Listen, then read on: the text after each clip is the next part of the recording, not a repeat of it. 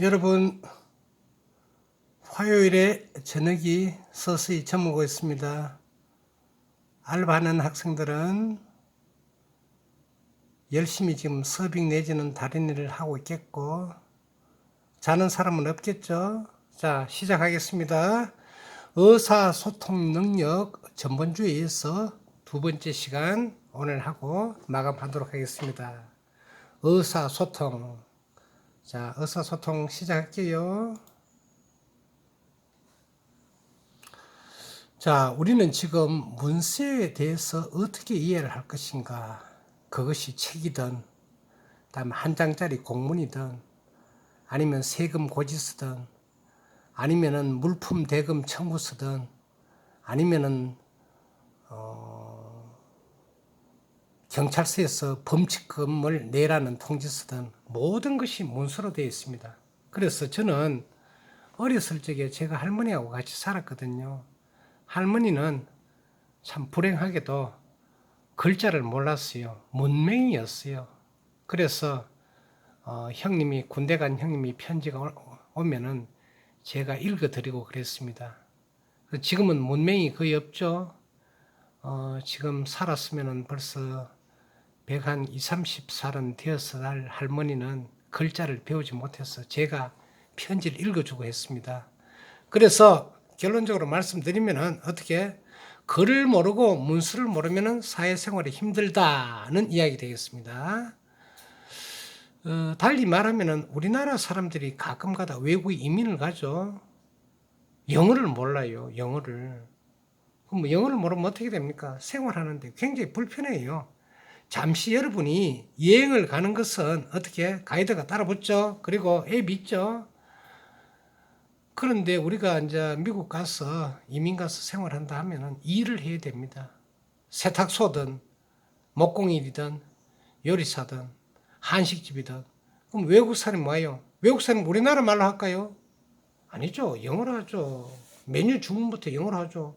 그럼 우리는 이 메뉴가 이름이 뭐예요라고 하면은 어물쭈물하면서 못합니다. 언어가 통하지 않으면 아무것도 되지 않습니다. 결국은 뭡니까? 영어를 쓰는 외국인들과 다음에 한국말 쓰는 우리나라 사람은 서로 맞부딪혔을 때 의사소통이 안 된다. 그럼 혹자는 누가 말하겠죠?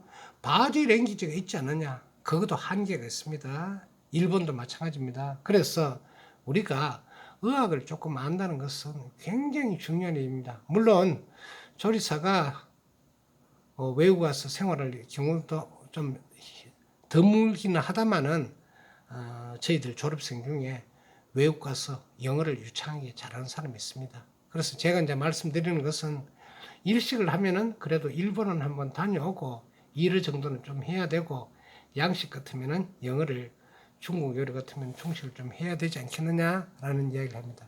자, 그러면은 파워포인트를 가지고 자, 레이지 포인트를 저걸 해서 자, 문서 이해 능력은 뭡니까?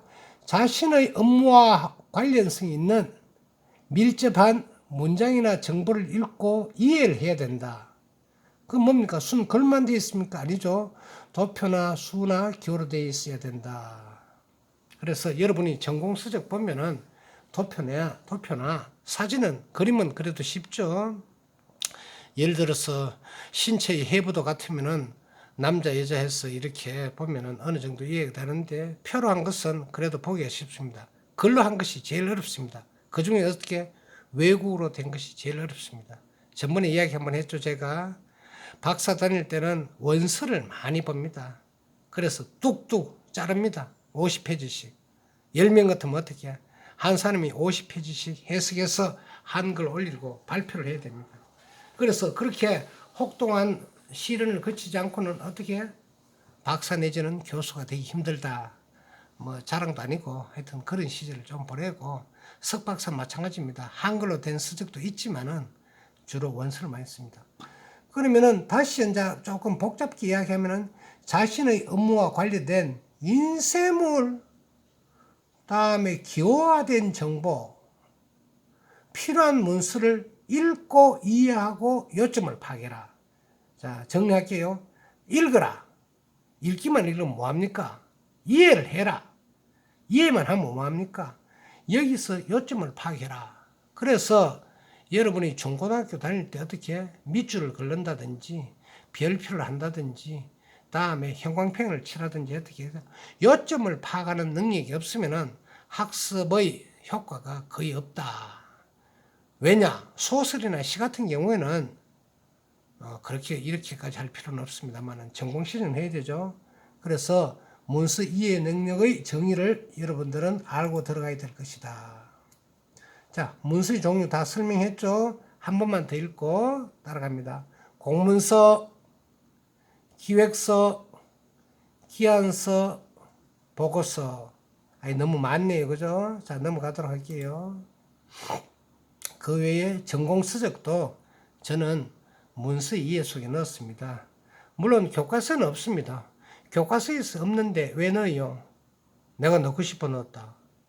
그런 게 아니고 전공 서적이야말로 여러분이 직업을 구하는데 가장 필요한 서적이기 때문에. 자, 그러면은 이것저것 다 따지지 말고 서식과 문서 중에 한번 보겠습니다. 자, 이거는 한 장짜리죠. 뭡니까? 영업허가증. 무슨 영업이냐? 수산 ENC 해서 식품 제조하는 회사에 영업을 하는 영업허가증입니다. 이게 뭡니까? 문서입니까? 문서 아닙니까? 그죠? 식약청, 식품의약품안전청장이 발행하는 영업허가증이다. 오른쪽 한번 볼까요? 옆에는 허가증인데 오른쪽은 신고증이 되어 있습니다. 뭘까요? 서울 중구청장이 냈다. 뭐 합니까? 식품 적개국 중에서 어떻게 일반 음식점 영업을 허가를 냈다. 이것도 뭡니까? 한 장짜리지만은 거의 문서예요. 그럼 어떻게 문서를 많이 알고 일어났던 법률이나 행정적인 걸 알면은 여러분이 사회생활 하는데 편하답니다. 식당에 예를 들겠습니다. 자, 여러분 식당 가죠? 커피숍도 가고 식당 가죠? 일반 음식점이라고 되어 있습니다. 그러면은 일반 음식점이 있고 참고 삼아 간이 음식점이, 휴게 음식점이 있습니다. 휴게는 뭔데? 휴게는 쉽게 말해서 여러분이 자주 가는 카페와 커피숍을 말합니다. 자, 여기서 술을 팔 수 있다 없다? 술을 팔 수 없습니다. 그런데 이것이 어떻게 일반 음식점으로 영업으로 허가를 내면 어떻게 술을 팔 수 있다는 이야기 되겠습니다. 여러분 알았죠? 물론 조리과는 아니지만은 휴게 음식점과 일반 음식점의 차이, 세금도 다르고 파는 상품도 다릅니다. 그럼 이렇게 질문할 수 있습니다. 커피숍에서 술을 팔면 되잖아요. 팔면 되지. 그러나 휴게 음식점에서 일반 음식점으로 허가를 바꿔야지. 왜냐? 커피숍에서 술을 팔면 어떻게 벌금을 맞고 1차 걸리면은 영업정지 15일을 맞습니다. 그래서 식품위생법에 의해서 어떻게 식당 일반 음식점 허가 이는 식품 제조업 허가를 얻었다. 식품 제조업 같으면 뭡니까? 가장 쉽게 말하면 오뎅 만드는 공장. 그렇죠? 그렇게 생각하면 되겠습니다. 단무지 만드는 공장. 다음에 이제 너무 요리만 하면 재미없으니까 자, 진단서가 있습니다. 그죠? 진단서는 병원에서 하는 거죠. 그죠? 그럼 이런 문서를 진단서는 간호사도 볼 수 있죠.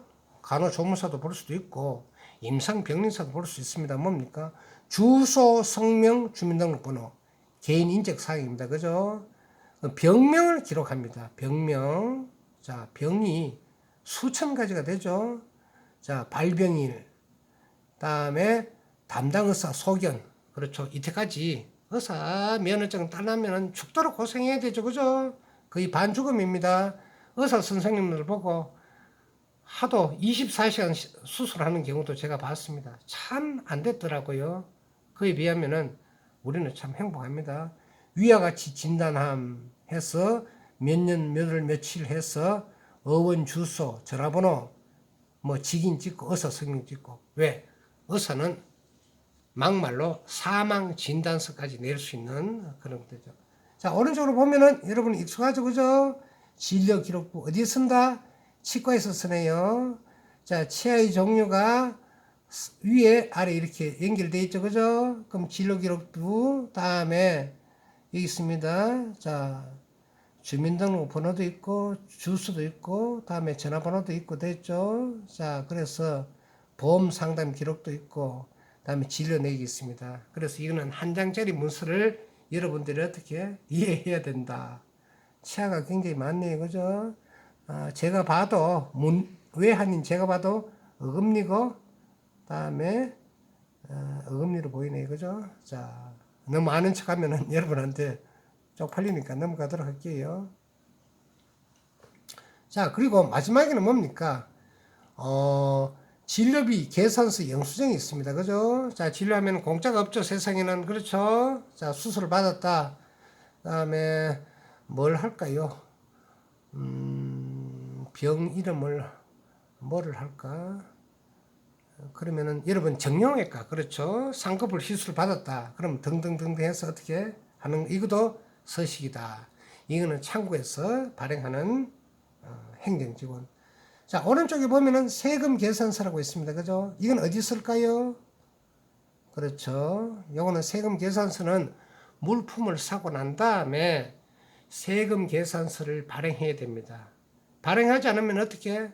얼마 샀는지 얼마 줬는지 모르죠. 그럼 이것이 어떻게 됩니까? 세무서에 갑니다. 그럼 세무서는 누적된 금액을 계산해서 어떻게? 세금을 때립니다. 왜? 왜 세금을 걷느냐?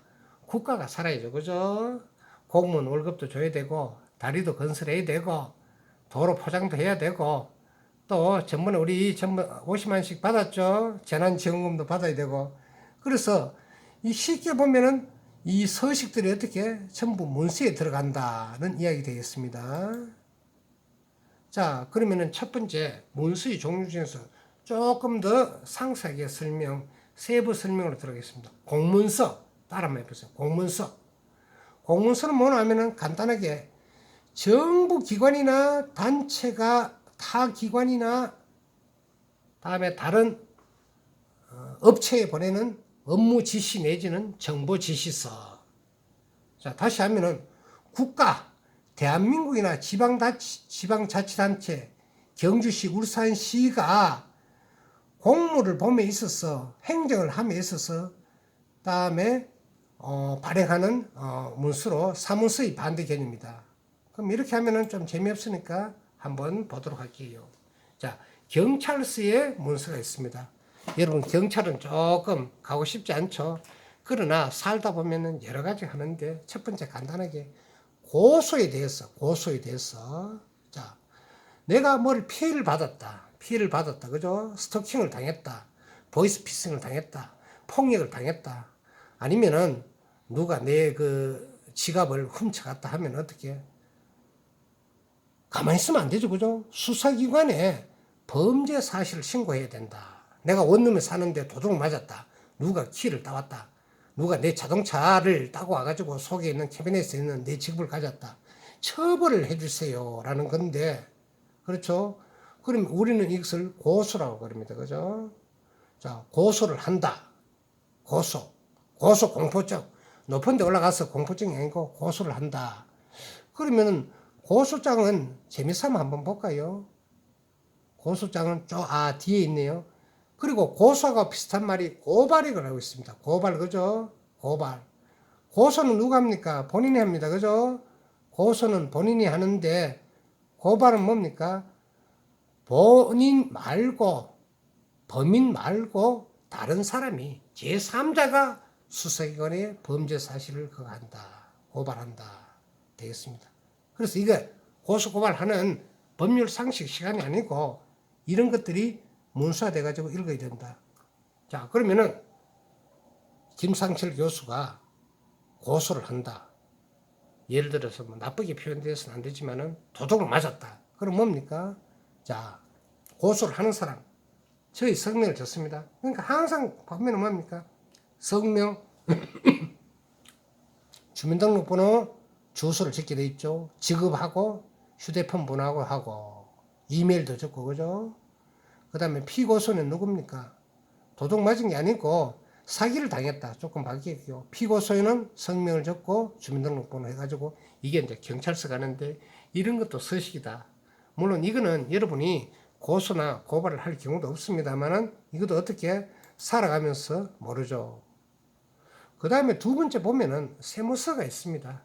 그래서 경찰서는 어떻게 웬걸 조금 끔찍하죠. 세무서도 마찬가지입니다. 돈 거둬 들이니까. 병원이나 치과 병원도 마찬가지죠. 어린애들 잘못하면 울죠. 자, 여담이지만은 제가 어릴 때는 치아 관리가 굉장히 부실했습니다. 그래서 저도 아주 막 밤에 알타알타가 할아버지가 뭐 하면은 석유 기름을 입에 물고 있으면 나는 데가 그 기름까지 물어본 적도 있어요. 솜을 물어본 적도 있고 하도 아파서 다음에 빼러 갔습니다. 근데 지금 그걸 일본말로 야매라 그러죠. 야매. 허가를 내지 않고 빼는 거. 그때는 모원주사 쉽게 말해서 마취제도 없었어요. 어린애 생이빨을 뽑는 겁니다. 아이고. 그래서 저도 나이가 좀 있는데 이 치매에 대한 공포가 많았습니다. 근데 지금 가니까 어떻게 주사를 군데 놓으니까 하나도 안 아파요. 근데 나는 어떻게 옛날에 트라우마에 있다. 자, 본론 들어가겠습니다. 세무서에 가면 어떻게 나이 많은 사람이나 다음에 글을 잘 모르는 사람은 어떻게 누가 대리해서 쓰는 겁니다. 이거를 대리해서 쓰는 것을 위임장이라 그럽니다. 그죠? 그래서 제가 만약에 눈이 잘 안 보인다 아니면은 거동이 불편하다 직접적으로 세무서 갈 수 없다 경찰서 갈 수 없다 하면 어떻게 나 말고 다른 사람을 하여금 위임한다. 이런 것들이 또 하나 있다. 위임장은 여러분이 살아가면서 필요할지도 모릅니다. 여러분 중에 할아버지를 대신해서 뭐 어떻게 한다. 그런 식이 되겠죠. 자, 두 번째, 공문서하고 반대되는 개념이 사문서라고 했습니다. 자, 여러분 기뻐해 주세요. 벌써 17분이 흘렀어요. 몇 분 남았다? 8분 남았습니다. 사문서는 공문서하고 이렇게 반대되는 개념으로 사인, 개인의 명의로 작성한 문서를 말한다. 자, 볼까요? 자, 이게 뭡니까? 여러분 글자 보이죠? 차용증. 차용증이 무슨 말일까? 빌린다. 뭘 빌릴까? 돈을 빌린다. 채권자는 뭡니까? 채권 빌려주는 사람. 채무자는 빌리는 사람. 자, 그래서 우리가 살다 보면은 돈이 상당히 중요하죠. 그래서 급하게 여러분의 부모님이 혹은 제가 돈 1,000만원을 빌린다. 은행에 가서 빌리면 되잖아요. 다음에 마이너스 통장 쓰면 되잖아요. 그런 사람이 그렇게 할 수 없는 사람이 이렇게 남의 돈을 빌린다는 겁니다. 그럼 제3자가 와가지고 1,000만원을 건네주고, 그렇죠? 이 차용증서를 쓰게 돼 있다. 차용증서를 쓰지 않으면 어떻게 됩니까? 빌려줬는지 빌려받는지 모른다. 그래서 이 돈의 관계는 사문서 차용증을 가지고 이렇게 된다. 얼마다? 100만 원이다. 500만 원이다. 1,000만 원이다. 이자는 몇 프로를 지급해라. 적혀 있습니다. 그죠? 다음에 이 돈 1,000만 원은 몇 달 쓸 거냐? 한 달 쓸 거냐? 6개월 쓸 거냐? 1년 쓸 거냐? 이걸 적는다.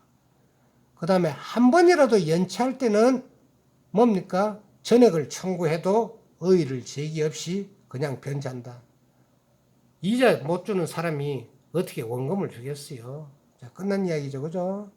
자, 그래서 등등 해서 몇 년 몇을 해서 채권자, 채무자, 여기 한 가지 빠진 게 있습니다. 보증인이 세워져. 그죠? 그래서 옛날에는 이렇게 문서를 했는데 지금은 거의 은행, 마이너스 대출, 담보 대출이라 그럽니다. 그래서 공문서와 반대되는 개념이 어떻게? 우리는 사문서라 그랬다. 배웠습니다. 그죠?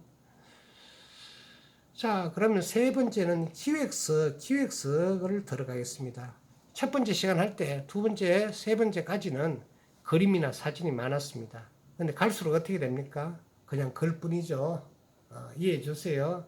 원래 나이가 먹을수록 시간이 지날수록 그림과 동영상은 점차 없어집니다. 그렇죠. 다들 별로 안 좋아하죠. 그죠? 그러나 어떻게 배워야죠. 기획서는 어떠한 문제점이나 자, 요거 포인트를 바꿀게요. 자, 지금은 레이즈 포인트에서 어떻게 펜을 한번 볼게요.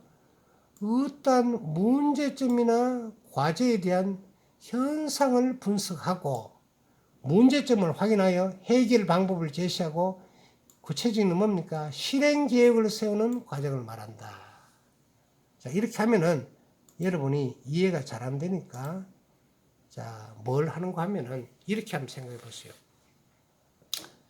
용인에 가면은 뭐가 있죠? 삼성에서 운영하는 에버랜드가 있습니다. 그죠? 놀이공원이죠. 그죠?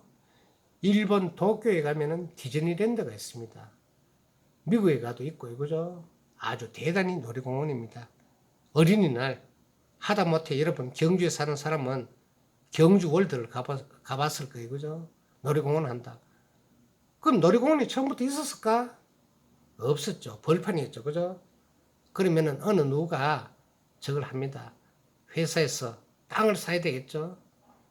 그럼 그 땅을 사려면은 어느 정도 사야 되느냐? 경주월드 생각 한번 해보세요. 그 너른 부지. 그러면은 땅만 사놓으면 다 되느냐? 아니죠.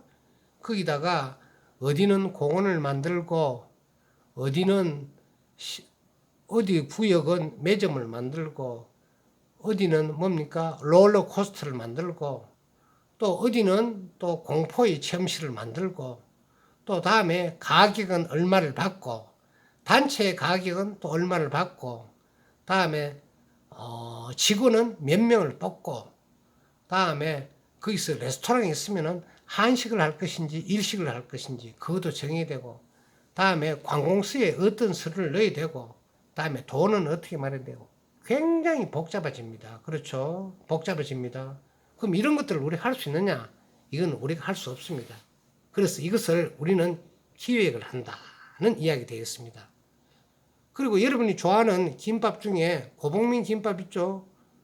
체인점이죠. 그죠? 아니, 죄송합니다. 체인점이죠. 그럼 고봉민 김밥은 일반 김밥보다도 어떻게 됩니까? 사이즈가 더 크죠? 한 줄 얼마? 한 줄에 4,000원. 자, 너무 한 화면에 머물러 있으니까 조금 그거 갈게요. 자, 요걸 펴놓고 갈게요. 한 줄에 4,000원. 그럼 한 줄에 4,000원짜리 시장 가면 1,500원짜리 받는데 우리는 프리미엄이다. 김밥으로서 한 끼 식사가 가능하게 만들어야 된다. 그럼 김밥 먹을 바에는 6,000원, 7,000원짜리 순댓국을 사 먹지. 사 먹든지. 그러나 우리는 김밥으로 승부를 건다. 이런 식으로 해서 어떻게 김밥에 매진해서 지금 충여동에 있는데 잘 돼 보입니다. 그래서 하고 그럼 김밥뿐이겠느냐? 여기에서 우동도 넣고 해서 그래서 본사 프랜차이즈 모든 고려 가능한 생각이 가능한 그런 것들을 적용해서 개점을 합니다.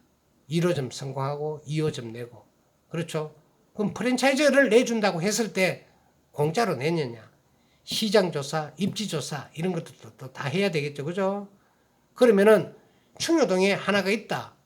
그럼 이제 두 번째 주문하는 데는 어떻게 성근동에 하나 있고 그래서 고국민 김밥이 지금 전국에 몇 개 있는지는 나중에 봐야 되겠지만은 그런 식으로 해서 어떻게 저걸 된다.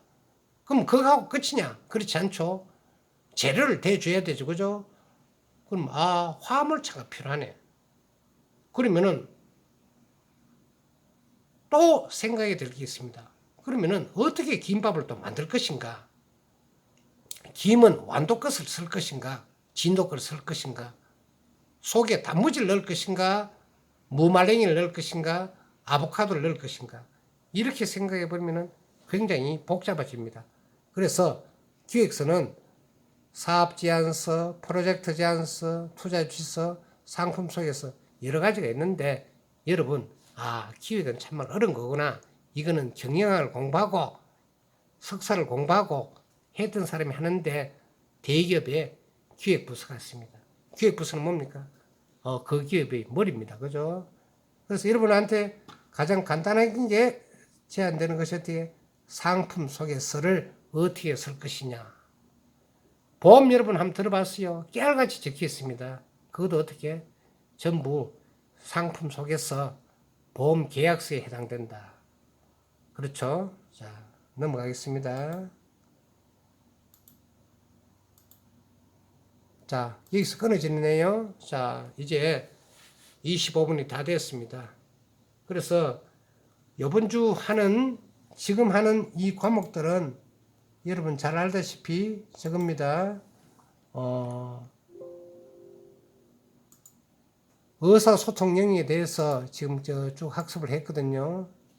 그래서 다음번에는 조금 이 연결되는 그걸 해서 조금 정리하겠습니다. 자, 오늘 마감했습니다. 자, 수고 많았습니다. 자, 여러분 오늘 내로 두 가지 다 보시고 자, 잘 계세요. 굿바이.